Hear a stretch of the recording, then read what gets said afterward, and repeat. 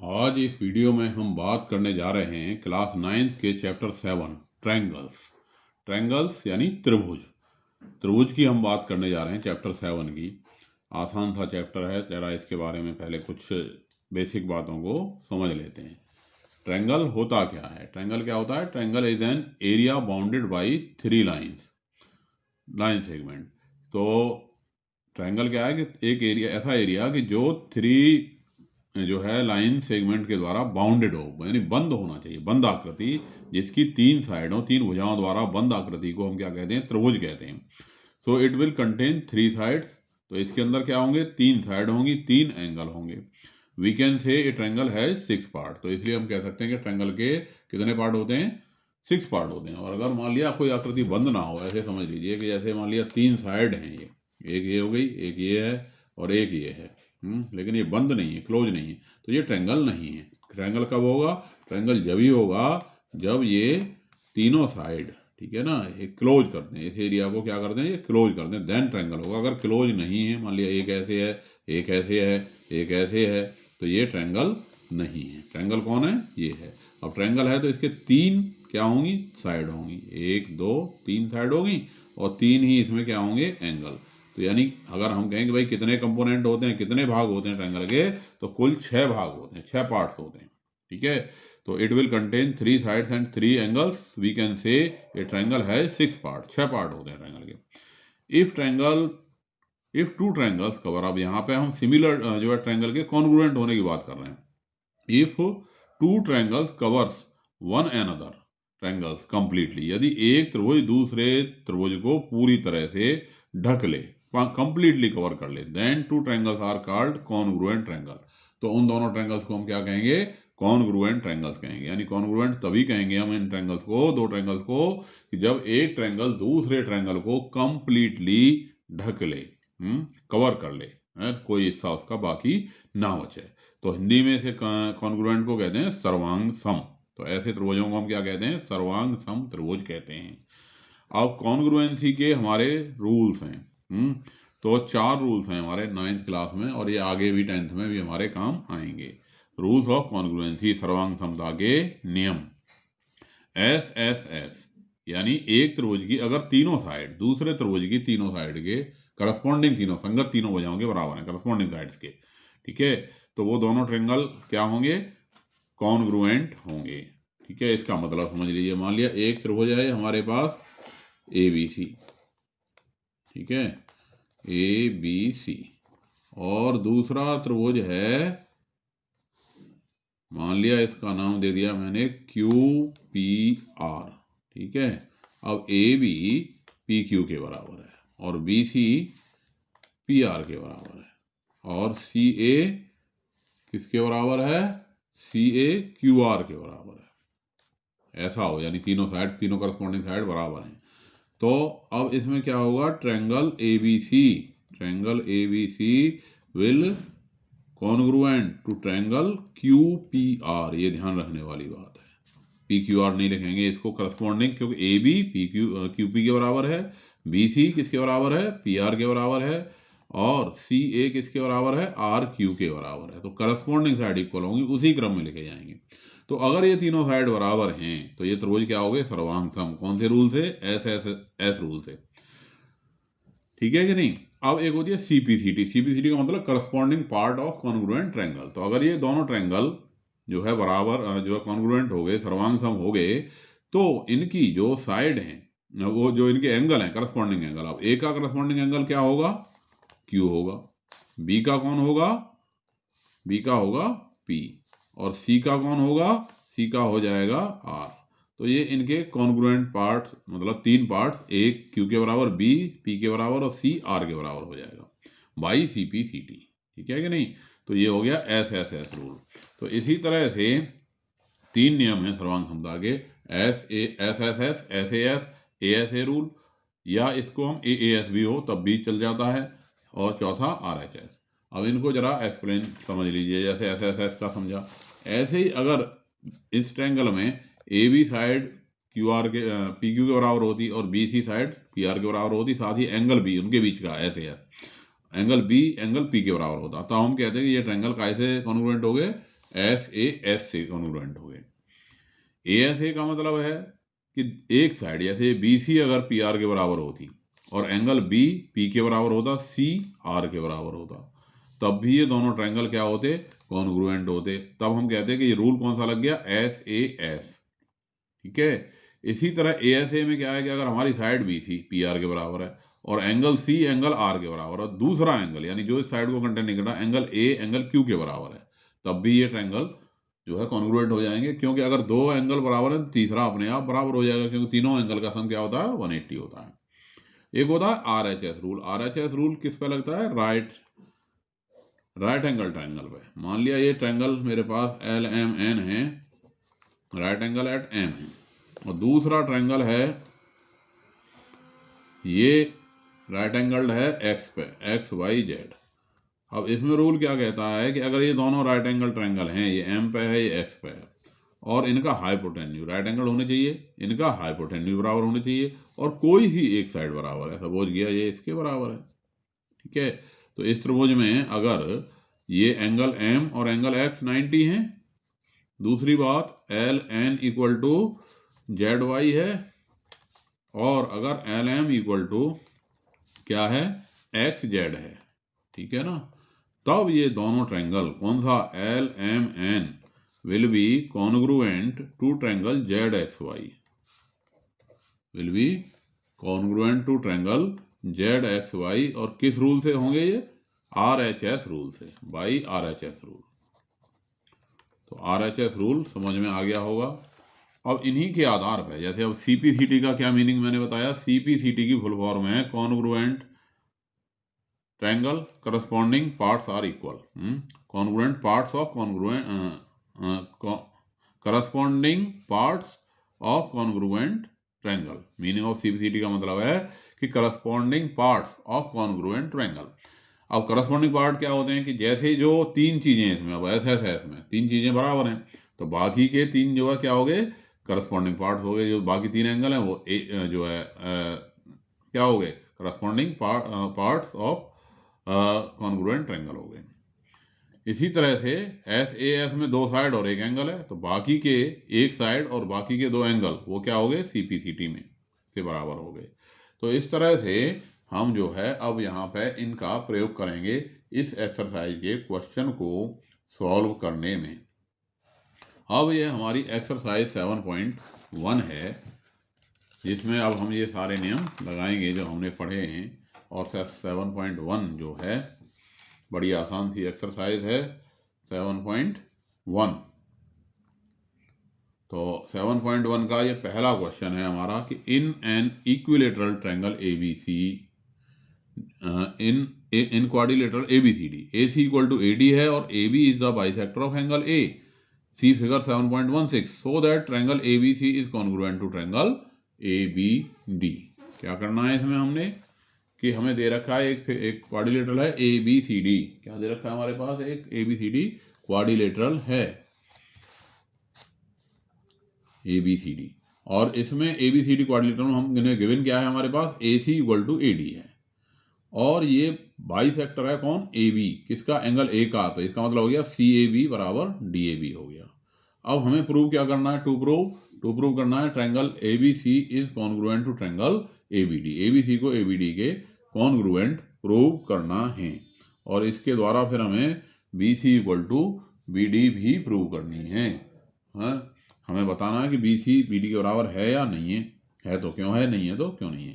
तो यहाँ पे हमने ट्रायंगल ए बी सी और ट्रायंगल ए बी डी में कंसीडर कर लिया। अब इसमें क्या हो गया, ये साइड इसके बराबर है ही, ये एंगल इसके बराबर है ही, और ये ए बी साइड दोनों में कॉमन है। तो कौन से रूल से, एस ए एस रूल से ये दोनों क्या हो गए, कॉन्ग्रुएंट हो गए। और कॉन्ग्रुएंट हो गए इसलिए by C P C T B C equal to B D हो गया। यही बात हमने यहाँ प्रूफ में लिख दी। क्या लिख दिया, in triangle A B C and triangle A B D, A C equal to A D given, angle C A B equal to angle D A B, ये भी हमारे पास गिवन है। A B equal to A B क्या हो गई, common हो गई, जो बात अभी बताई थी। इसलिए by S A S congruency rule, similarity नहीं congruence rule, S A S congruency rule. Triangle ABC is congruent to triangle ABD. ये जो निशान है बराबर के ऊपर और ये इस तरह से ये जो निशान है ये काय का निशान है, सर्वांग सम, कॉन्ग्रुएंट, कॉन्ग्रुएंट का निशान है। तो इससे क्या हो गया, बी सी बराबर बी डी, क्यों, by C P C D, congruent, congruent part, corresponding part of congruent triangles. ठीक है, इस तरह से हमारी बात प्रूव हो गई, हैंस प्रूव हो गया। इसी तरह से अब इसका क्वेश्चन नंबर 2 है, एक्सरसाइज 7.1 का क्वेश्चन नंबर 2 क्या कहता है कि ABCD is a quadrilateral in which AD is equal to BC and DAB equal to CBA। Prove that, अब 3 बातें प्रूव कर ली हैं। ABD और जो है कॉन्ग्रुएंट है BAC के, BD इक्वल टू AC है और ABD इक्वल टू BAC है। तो चित्र को देख लीजिए और समझ लीजिए जरा क्या कह रहा है। गिवन क्या क्या हो गया हमारे पास कि ABCD एक क्वाड है, क्वाड्रिलेटरल है, जिसमें AD BC के बराबर है, ये वाली साइड AD BC के बराबर है, और एंगल DAB, ये वाला एंगल पूरा DAB, ये वाला बड़ा वाला एंगल, ये किसके बराबर है, CBA के बराबर है। CBA कहाँ है, ये रहा, इसके बराबर है, इस वाले एंगल के बराबर है। अब ये 3 बातें हमने प्रूव करनी है। टू प्रूव में ABD BAC के कॉन्ग्रुएंट है, BD इक्वल टू AC है और ABD इक्वल टू BAC है। अब जरा आ जाइए कौन कौन से ट्रायंगल ले लेंगे। एक ट्रायंगल हमने ले लिया ABD, ये वाला ट्रायंगल, और दूसरा ट्रायंगल ले लिया BAC। क्यों ले लिया BAC, अब जरा इन पे सोचो, कौन सा ले लिया, एक ट्रायंगल ABD और दूसरा ट्रायंगल कौन सा ले लिया, BAC। क्यों ले लिया, क्योंकि ये साइड BC किसके बराबर है, AD के बराबर है, और AB दोनों कॉमन है, और ये वाला एंगल क्या नाम है इसका, इसमें इसका नाम हो गया, ए का नाम क्या हो गया, BAD, और इसमें इसका नाम क्या हो गया, CBA। ये दोनों एंगल इक्वल हो गए, तो इसलिए ये क्या हो गया, करस्पॉन्डिंग हो गए हैं। ये दोनों जो ट्रायंगल है वो दोनों ट्रायंगल क्या हो गए, कॉन्ग्रुएंट हो गए। कॉन्ग्रुएंट हो गए तो BD इक्वल टू AC आ गई। BD इक्वल टू AC क्यों आ गई, YCPCD। और ऐसी तरह से ABD किसके बराबर आ गया, BAC के, जो तीसरा एंगल है ABD। ABD ये वाला जो एंगल, छोटा एंगल, इस छोटे एंगल के बराबर आ गया। तो इसी बात को हमने लिख दिया, प्रूफ में हमने इसी बात को लिखा है। In triangle ABD and triangle BAC AD equal to BC है, ये हमें क्या था, गिवन था। DAB CBA ये भी हमें गिवन था, और AB इक्वल टू BA क्या हो गई, कॉमन हो गई, जो भी बात बताई थी। इसलिए बाई SAS सिमिलरिटी रूल लग गया, सिमिलरिटी नहीं, congruency, SAS congruency rule, SAS congruency rule. इसलिए SAS सर्वांग समता नियम से ट्रायंगल ABD कॉन्ग्रुएंट हो गया किस ट्रायंगल के, BAC के। तो इसलिए BD equal to AC by CPCD and ABD equal to BAC by CPCD। इस तरह से ये बात प्रूव हो गई। तो ये हो गया हमारा क्वेश्चन नंबर 2। अब आ जाओ क्वेश्चन नंबर 3 क्या कहता है। तो क्वेश्चन नंबर 3 क्या कह रहा है, देख लेते हैं। इसमें क्वेश्चन नंबर 3 ये रहा, AD and BC are two equal perpendiculars to a line segment AB so that CD bisect AB। ठीक है ना, ये चित्र है और इसमें AD और BC परपेंडिकुलर हैं, लाइन सेगमेंट हैं AB के परपेंडिकुलर हैं दोनों। तो हमें सिद्ध करना है कि CD जो है वो बाइसेक्ट कर रही है किसको, AB को। तो चित्र ये बन गया हमारा, फिगर बन गई AB, और AB पे ये BC परपेंडिकुलर का मतलब ये एंगल 90, और AB पे ये OD परपेंडिकुलर, यानी ये एंगल हमारे पास कितना 90, और BC इक्वल टू AD। तो यानी AD perpendicular to BC and AD perpendicular to BA and BC perpendicular to AB। ये हमारे पास क्या है, गिवन है। और हमें प्रूव क्या करना है, प्रूव करना है OA equal to OB। OA ये वाला हिस्सा OB के बराबर है। तो वही बात, दोनों ट्रायंगल को हमने कंसीडर कर लिया, एक ये ट्रायंगल और एक ये ट्रायंगल, OAD और ट्रायंगल OBC। क्या क्या हो गया, AD equal to BC given, ठीक है कि नहीं। और दूसरी बात, ये एंगल कितना हो गया, OAD equal to angle OAD equal to angle OBC, दोनों कितने के हो गए, 90 के हो गए। इसी तरह से ये तीसरा एंगल, ये वाला AOD इक्वल टू BOC, ये और ये एंगल दोनों बराबर हो गए। ठीक है। तो दो एंगल बराबर हो गए, कौन कौन सा भाई, ये वाला एंगल इसके बराबर और ये वाला एंगल इसके बराबर, क्यों 90 है, और तीसरी साइड यानी ये साइड इसके बराबर, तो कौन सा रूल लग गया, ए एस ए, दो एंगल और एक साइड, ठीक है ना। तो दोनों एंगल और एक साइड से ये क्या हो गए, एक साइड और इसके दो एंगल, तो ए एस लग गया। तो दो एंगल और एक साइड से ये दोनों ट्रायंगल क्या हो गए, कॉन्ग्रुएंट हो गए, कॉन्ग्रुएंट हो गए, तो ये corresponding side O A equal to O B हो गई। क्लियर, इसी बात को हमने यहाँ पे लिख दिया। In triangle O A D and triangle O B C, A D equal to B C given है, O A D equal to O B C, दोनों क्या हैं 90 के हैं, क्योंकि A D perpendicular to A B है, B C perpendicular to A B है, और angle A O D equal to angle B O C vertical opposite angle हैं, इसलिए by A S A triangle O A D congruent हो गया triangle O B C के, इसलिए O A equal to O B by C P C T prove हो गया। Question number 4 क्या कहता है, देखते हैं। क्वेश्चन नंबर 4 कहता है कि L and M are two parallel lines intersected by another pair of parallel line P and Q, कि भाई L and M दो लाइन हैं जो एक दूसरे के पैरेलल हैं, और उसको एक दूसरा पेयर जैसे P और Q ये आपस में पैरेलल हैं, और ये काट रही हैं किसको, L और M को काट रही हैं, P and Q। तो so that triangle ABC is congruent to triangle CDA, ABC जो बना ये ट्रायंगल, इसको CDA के कॉन्ग्रुएंट प्रूव करना है। अब इसी बात को हम यहाँ पे लिख देते हैं। ये line L is parallel to M, या L का नाम क्या है, L का नाम हो गया हमारे पास AD, AD is parallel to BC, भाई इसे L कह लो या AD कह लो, एक ही बात है। इसी तरह से P is parallel to Q, P is parallel to Q में हम क्या लिख देंगे, AB is parallel to CD, ठीक है, दोनों पैरेलल हैं। अब हमें प्रूव करना है triangle ABC is congruent to triangle CDA, तो बिल्कुल आसान, दो ट्रायंगल बन गए, ABC ये बन गया और CDA ये बन गया। अब क्या हो गया भाई, ये वाला एंगल कौन सा, ये वाला एंगल किसके बराबर होगा, इसके बराबर होगा, क्यों होगा, क्योंकि ये क्या है करस्पॉन्डिंग एंगल है। जब लाइन पैरेलल होती हैं तो उनके करस्पॉन्डिंग एंगल यानी संगत कोण, यदि भुजाएं समांतर होती हैं, रेखाएं समांतर होती हैं, तो उनके संगत कोण, हिंदी में करस्पॉन्डिंग एंगल को क्या कहते हैं, संगत कोण बराबर होते हैं।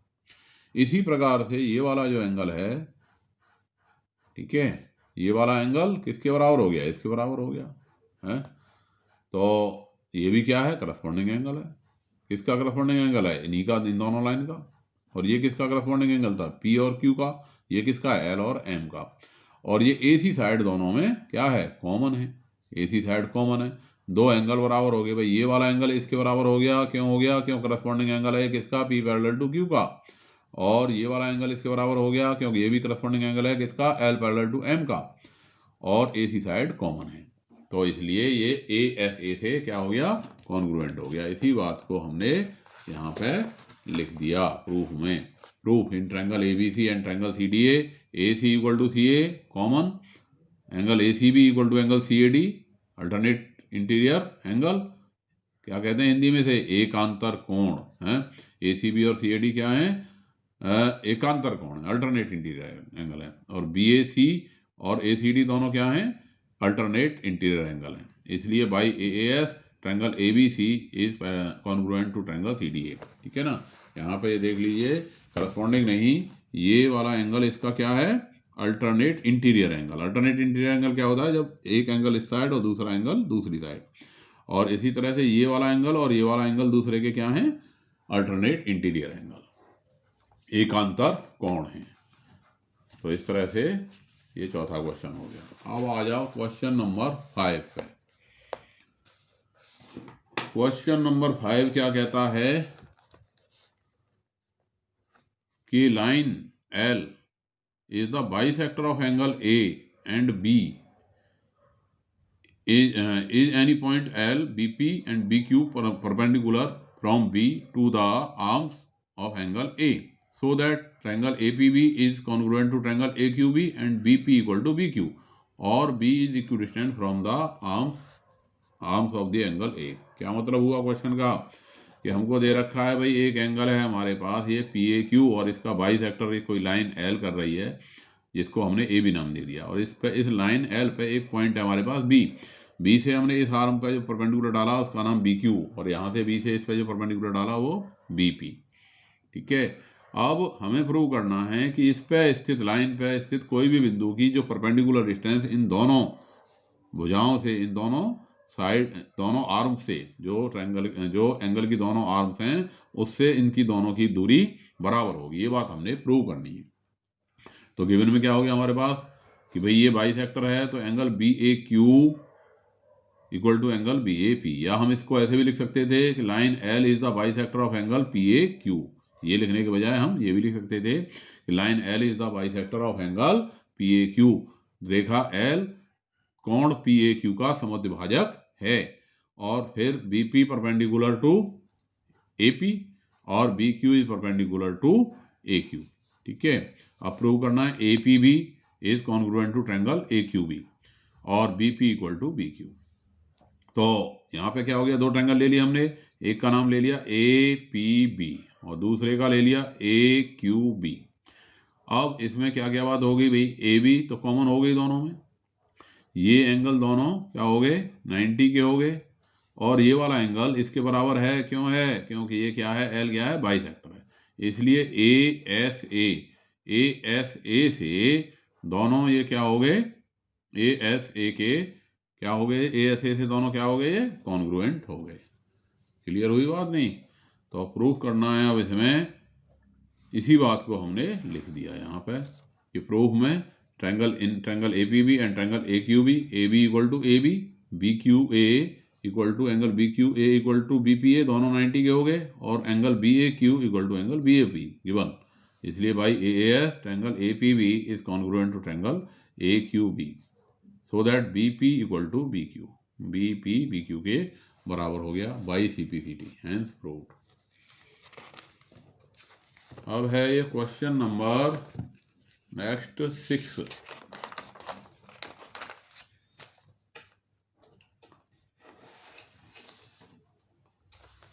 क्या कहता है क्वेश्चन नंबर 6, ये फिगर दे रखी है in figure 7.21, A C equal to A E and A B equal to A D and B A D equal to E A C, so that B C equal to D. Clear, ये एक figure दे रखी है, इसमें ए सी ए ई के बराबर है, इस फिगर में ये साइड ए सी ए ई के बराबर है और ए बी ए डी के बराबर है, और एंगल बी ए डी यानी इतना एंगल, कितना, बी ए डी केवल इतना, ये बराबर है एंगल ई ए सी के, ई ए सी यानी इस वाले एंगल के, इतने एंगल के बराबर है। क्लियर हुई बात नहीं? और प्रूव क्या करना है, B C equal to D prove करना है, यानी ये जो बी सी है पूरी की पूरी ये इस डी ई के बराबर है, ये लंबाई बी सी इस डी ई के बराबर है। तो समझ लीजिए करेंगे क्या है, इसमें करेंगे ये दो ट्रायंगल लेंगे ए बी सी ये वाला, और दूसरा ट्रायंगल लेंगे ए डी ई ये वाला, इन दोनों को कॉन्ग्रुएंट प्रूव करेंगे। तो इसमें देखो बड़ी सीधी सी बात है भाई, हमने एक ट्रायंगल लिया कौन सा, ए बी सी, और दूसरा ट्रायंगल कौन सा लिया, ए डी ई। तो एक बात तो ये हो गई, ये A B equal to A D हो गई, दूसरी बात ए सी इक्वल टू ए ई हो गई। ठीक है, और ये जो एंगल बना कौन सा, बी ए सी, ये पूरा एंगल, क्योंकि ये छोटे एंगल में अगर हम ये जोड़ दें तो ये हमारे पास क्या आ गया, बी ए सी आ गया। इसी तरह से इस सी ए ई में ये हमें इसके ये जोड़ दें तो हमारे पास क्या आ गया, डी ए ई आ गया। तो यानी इन जो को जोड़ने पर ये पूरा एंगल, यानी अगर हम ऐसे कहें कि इसको मिला दें, ये पूरा एंगल यहाँ से यहाँ तक ये एंगल, और इसे यहाँ से यहाँ तक बनाएं तो ये दोनों एंगल क्या हो गए, बराबर हो गए। क्लियर हो गई कि नहीं बात? इसी बात को अब हमने लिखना है, तो फिर ऐसे ऐसे लग गया और दोनों कॉन्ग्रुएंट हो गए। इसी बात को अब हमने लिख दिया। कैसे लिख दिया भाई, प्रूफ में angle B A D equal to angle E A C हमें दे रखा है, और दोनों में हमने डी ए सी, ये जो छोटा एंगल मैंने बताया था इसको दोनों तरफ जोड़ दिया, D A C B A D equal to E A C हमें दे रखा है, और इसमें दोनों तरफ हमने डी ए सी एंगल को जोड़ दिया। अब डी ए सी को जोड़ने पे ये क्या बन गया, बी ए सी बन गया, ये डी ए ई बन गया। ये यहाँ पे इस एंगल में ये छोटा एंगल जोड़ने पे ये क्या बन गया, बी ए सी, और इसमें ये जोड़ने पर ये क्या बन गया, डी ए ई। तो इसलिए ट्रायंगल ए बी सी और ए डी ई में A B equal to A D given A C equal to A E given angle B A C equal to angle D A E, ये अभी हमने prove कर दिया। इसलिए by S A S triangle A B C is congruent to triangle A D E, A B C A D E के congruent हो गया, इसलिए B C equal to D E हो गई, by C P C T prove हो गई। 7वां question क्या कहता है कि A B is a line segment and P is its midpoint D and E points on the same side of AB such that angle BAD equal to ABE and EPA equal to DPB, so that triangle DAP is congruent to triangle EBP and AD equal to BE। तो लिख दी हमने सारी बात। क्या क्या दे रखा है भाई, ये फिगर दे रखी है हमने, और इस फिगर में AP equal to PB, AP equal to ये वाली साइड PB के बराबर है, और एंगल BAD, ये जो एंगल बना है BAD, ये वाला एंगल ABE के बराबर है, ABE इसके बराबर है, और एंगल EPA ये वाला एंगल ये DPB के बराबर है, DPB के बराबर है ये, ठीक है। तो टू प्रूव करना है DAP, ट्रायंगल DAP को, यानी ये वाला ट्रायंगल DAP, ये वाला ट्रायंगल, इसको कॉन्ग्रुएंट प्रूव करना है EBP के, इन दोनों को कॉन्ग्रुएंट प्रूव करना है। अब सोच लो कैसे हो गया भाई, ये एक हमारे पास क्या हो गया कि ये एंगल में हम अगर ये वाला एंगल EPD दोनों में जोड़ दें भाई, ये प्लस ये है, तो ये बना करके क्या हो गया, पूरा ये एंगल हो गया। इसी तरह से अगर इसमें हम इसी एंगल को जोड़ दें तो यहाँ से यहाँ तक ये एंगल भी क्या हो गया, बराबर हो जाएंगे कि नहीं, क्योंकि बराबर में बराबर जोड़ने पे बराबर आ गया, एक एंगल ये आपस में बराबर हो गया। और हमें जो है AP इक्वल टू PB दे ही रखा है, AP इक्वल टू PB हमारे पास गिवन है, और तीसरा एंगल ये वाला हमको हमें दे ही रखा है BAD इक्वल टू ABE। तो ASA से दोनों क्या हो गए, कॉन्ग्रुएंट हो गए भाई। AP इक्वल टू PB हो गया एक बात, एक साइड, ये वाला एंगल इस वाले एंगल के बराबर हो गया, दो बातें, क्यों, क्योंकि इसमें इसको जोड़ने पर, इतने हिस्से को जोड़ने पर है, और इसमें भी इतने हिस्से पे जोड़ने पर ये इसके बराबर है। तो क्लियर हो गई कि नहीं। तो फिर इसीलिए AD इक्वल टू BE कैसे हो गया, CPCT से, congruent corresponding part of congruent triangle. इसी बात को सर्वांग समत्रिभुजों के संगत भाग, अब इसी बात को हमने लिख दिया भाई। EPA किसके बराबर है, DPB के, गिवन है हमें, EPA इक्वल टू DPB ये गिवन है। दोनों में हमने क्या जोड़ दिया, वो जो बीच का एंगल था EPD जोड़ दिया दोनों तरफ, EPD जोड़ने पे क्या बन गया, APD बन गया, और ये EPB बन गया। अब इन ट्रायंगल में ले लिया DAP एंड ट्रायंगल EBP में, AP equal to PB given, DAP equal to EBP given, और APD इक्वल टू BPE, अभी ये प्रूव्ड हो गया। तो इसलिए by ASA triangle DAP is congruent to triangle EBP, इसलिए AD equal to BE by CPCT हो गया। क्वेश्चन नंबर 8 थोड़ा सा बड़ा सवाल है। In a right triangle ABC, in a right triangle ABC, right angle at C पे right angle है, M is the midpoint of the hypotenuse AB is joined to M and produce to a point D such that DM equal to CM, point D is joined to point B so that, अब ये चार बातें इसमें prove करनी है। AMC is congruent to BMD, DBC is a right angle and DBC is congruent to ACB and CM equal to half of the AB। चित्र को समझ लीजिए क्या कह रहा है, इन ट्रायंगल ABC हुआ क्या, पहले चित्र को समझ लो कि चित्र में हुआ क्या। इन ट्रायंगल ABC क्या है, राइट एंगल है C पे, यानी ये एंगल हमारा राइट एंगल है। AM इक्वल टू MB है, ये जो AM है ये MB के बराबर है, या ये कहो कि M is the mid point of AB। अब इस मिड पॉइंट को C से मिलाया और आगे बढ़ा दिया, कितना बढ़ा दिया, इतना बढ़ा दिया जिससे ये D तक पहुंच जाए, और जिसमें CM इक्वल टू DM हो जाए, यानी ये वाली साइड इसके बराबर हो जाए, और D को B से मिला दिया। अब इसमें हमने ये चार बातें प्रूव करनी है। ट्रायंगल AMC को BMD के कॉन्ग्रुएंट प्रूव करना है, ABC को राइट एंगल प्रूव करना है, DBC को ACB के कॉन्ग्रुएंट प्रूव करना है, CM को हाफ ऑफ द AB के बराबर प्रूव करना है। तो अब पहले समझ लीजिए कि करेंगे कैसे इसे। तो पहली बात हो गई कि ट्रायंगल AMC और BMD, ये वाले दो ट्रायंगल ले लिए हमने, AMC और BMD। इन दो ट्रायंगल में भाई ये साइड इसके बराबर है, ये साइड इसके बराबर है, और ये वाला एंगल क्या हो गया, वर्टिकल अपोजिट एंगल हो गया। तो ये दोनों ट्रायंगल कॉन्ग्रुएंट हो गए, इसमें तो कोई समस्या वाली बात है ही नहीं। ठीक है कि नहीं भाई, ये साइड इसके बराबर, ये साइड इसके बराबर, और ये एंगल वर्टिकल अपोजिट एंगल, सीधा विमुख, तो ये वाला ट्रायंगल और ये वाला ट्रायंगल दोनों क्या हो गए हमारे पास, congruent. AMC is congruent to triangle BMD। तो इसमें तो कोई समस्या वाली बात है ही नहीं। अब जब ये जो है कॉन्ग्रुएंट हो गए, तो इससे क्या बात निकल के आई कि ये जो BD है, कौन, ये जो BD है ये AC के बराबर आ गई, एक बात। दूसरे, ये जो एंगल 1 है ये एंगल 4 के बराबर आ गया, और एंगल 2 एंगल 3 के बराबर आ गया। ठीक है, अब यहाँ पे थोड़ी सी हिसाब लगाना पड़ेगा कि इस ट्रायंगल ABC में अगर हम इनको जोड़ें, 1 जमा 5, और ये कितने का है, 90 का, तो 1 जमा 5 जमा 90 बराबर 180। तो यानी 1 जमा 5 हमारा कितना आ गया, 180 आ गया। 1 और 5 का जोड़ कितना आ गया, 180। और इधर 2 और 6 का जोड़ भी क्या है, 2 और 6 का जोड़ भी 180 है। और इधर जो 1 है हमारा, 1 किसके बराबर है, 1 है 4 के बराबर है। 1 अभी हमने क्या करा, 1 और 1 जो है किसके बराबर है, 4 के। हमारे पास जो 1 और 5 का जोड़ कितना आ गया, 90 डिग्री आ गया कि नहीं भाई। 1 जमा 5 जमा ये 90 बराबर आ गया 180। तो 1 जमा 5 कितना हो गया, 90 हो गया। अब जो एंगल 4 है वो 1 के बराबर है, तो जब 1 जमा 5 90 है, तो 4 जमा 5 भी क्या होगा, 90 होगा। अब इसलिए 4 जमा 5 90 हो गया, तो यानी एंगल B जो है ये क्या हो गया हमारे पास, 90 डिग्री हो गया। जो हमें दूसरी बात प्रूव करनी थी कि एंगल DBC इज 90, ये प्रूव हो गया।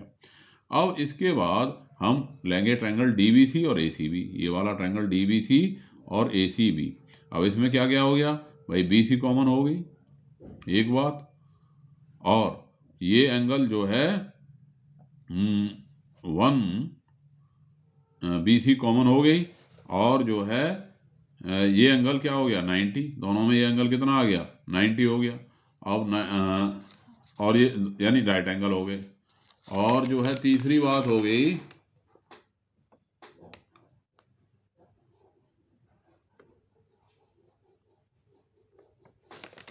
ये BC इक्वल टू BC हो गई, और DB इक्वल टू AC हो गई। तो ये एंगल इनका बीच का 90 हो गया। तो बाई SAS दोनों ट्रायंगल क्या हो गए, कॉन्ग्रुएंट हो गए। अब इन्हीं सारी बातों को हमने यहाँ पे चित्र के साथ साथ लिख दिया। In triangle AMC and triangle BMD, AM equal to MB given है, CM equal to DM given है, angle AMC equal to angle BMD क्या हो गया, वर्टिकल अपोजिट एंगल। इसलिए by SAS triangle AMC is congruent to triangle BMD। इसलिए BD equal to AC हो गया by CPCT। इसलिए एंगल 1 और एंगल 4, ये वाला एंगल 1 और angle 4 corresponding part of corresponding triangle, हालांकि 3 2 के बराबर होगा, लेकिन इसकी हमें जरूरत नहीं पड़ेगी। तो अब इन ट्रायंगल ABCC हमारा 90 है, तो angle 1 plus 5 plus angle 90 equal to 180 आ गया। यानी 1 प्लस 5 कितना आ गया, 90 आ गया। एंगल 1 प्लस 5 कितना आ गया, 90 आ गया। अब इसी बात को अब आगे हमने यहाँ पे अब 1 किसके बराबर है, 4 के बराबर है। 1 किसके बराबर है, 4 के बराबर है। तो 1 प्लस 5 90 आ गया, तो 4 प्लस 5 भी कितना आ गया, 90 आ गया। इसलिए एंगल B कितना हो गया, 90 हो गया। ठीक है, और ये एंगल DBC इसलिए क्या हो गया, राइट एंगल हो गया। अब इन ट्रायंगल DBC और आपने ACB में ले लिया, तो BC equal to BC common है, DBC ACB के बराबर हो गया क्योंकि दोनों 90 के हो गए, और BD इक्वल टू AC। ये अभी कॉन्ग्रुएंट पार्ट अभी हमने प्रूव्ड है ना, ये अभी हमने प्रूव कर दिया कि ये जो दोनों ट्रायंगल जो बने थे कॉन्ग्रुएंट, तो BD इक्वल टू AC आ ही गया था उसमें। इसलिए triangle DBC is congruent to triangle ACB। इसलिए DC इक्वल टू क्या हो गई, AB by CPCT। DC equal to AB हो गई बाई CPCT। अब DC क्या है, DC है हमारे पास DM प्लस CM, क्योंकि DM CM के बराबर है, तो DM CM के बराबर है, तो DC इक्वल टू क्या हो गई, 2CM बाई CM, दोनों को जोड़ दिया तो CM 2CM बराबर क्या हो गया, DC किसके बराबर आई है अभी, AB के बराबर। या CM को हम क्या लिख सकते हैं, AB/2। तो इस तरह से ये सवाल पूरा हुआ। ये एक्सरसाइज 7.1 हमारी कंप्लीट हुई। नेक्स्ट में अब अगली एक्सरसाइज करेंगे, तो नेक्स्ट वीडियो में फिर मिलते हैं। धन्यवाद।